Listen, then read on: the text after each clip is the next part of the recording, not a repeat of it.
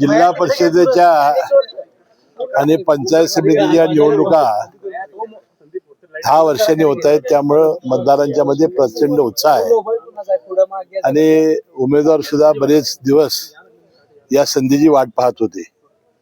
आता ही संधी या निमित्ताने आलेली आहे आणि पुन्हा एकदा लोकांचं जे लोकशाही आहे ते आता जिल्हा परिषदेमध्ये सुरू होणार आहे.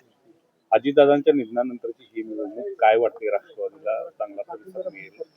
नाही, राष्ट्रवादी काँग्रेस पक्ष ही पहिल्यापासून पश्चिम महाराष्ट्रामध्ये चांगल्या पद्धतीची विस्तारलेली आहे आणि अजितदादांच्या जाण्यानं फार चटका सगळ्या मतदारांना, सगळ्या कार्यकर्त्यांना बसलेला आहे.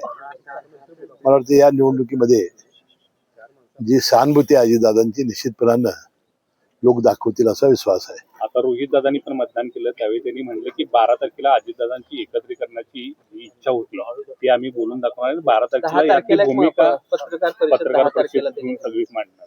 ठीक आहे ना, त्याने आता भूमिका त्यांची काय आहे आम्हाला माहिती नाही. फक्त आमचं मत होतं की जे विलिनीकरणाबद्दल चर्चा हे करतायत म्हणजे राष्ट्रवादी साहेबांचा गट, त्या चर्चेमध्ये अजितदादा होते, आम्ही कोणी प्रमुख माणसं नव्हती, एवढा आमचा दावा आहे.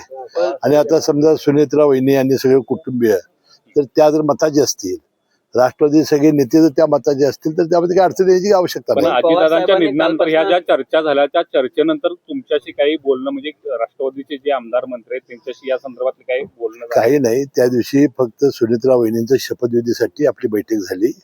तशी बोलण्यासारखी परिस्थिती नव्हती, कारण सगळेजण प्रचंड एक दुःखाच्या ह्याच्यामध्ये होते.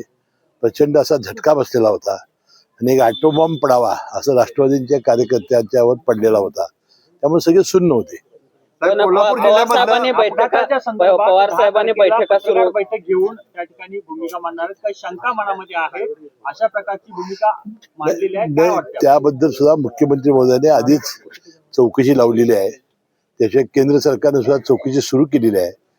त्यातून जो ब्लॅक बॉक्स सापडलेला आहे त्यामुळे चित्र स्पष्ट होईल. जे अहवाल सादर केले जातात ते अगदीच दाखवायची म्हणून काही दाखवले जात आहेत, जे महत्वाचे काहीतरी येणं गरजेचं ते येत नाही असं. आता एक यातला महत्वाचा घटक म्हणजे पवार साहेब, त्यांनी सांगितलं हे काय अपघात नाही, हे प्युअर ऍक्सिडेंट आहे, अपघात आहे सांगितलं त्यांनी. पण पवार साहेबांनी आता बैठका म्हणजे कौटुंबिक बैठका पवार कुटुंबियांच्या सुरू झालेल्या आहेत कालपासून, विशेषतः मोठ्या पवार साहेबांनी यामध्ये लक्ष घातल्याचं नाही. त्यामध्ये बघा, त्यांच्या बैठका त्यांचं सातत्याने कुटुंब हे एकत्रच होतं. दिपावळीच्या वेळेला सुद्धा ते सारखे एकत्र येत होते.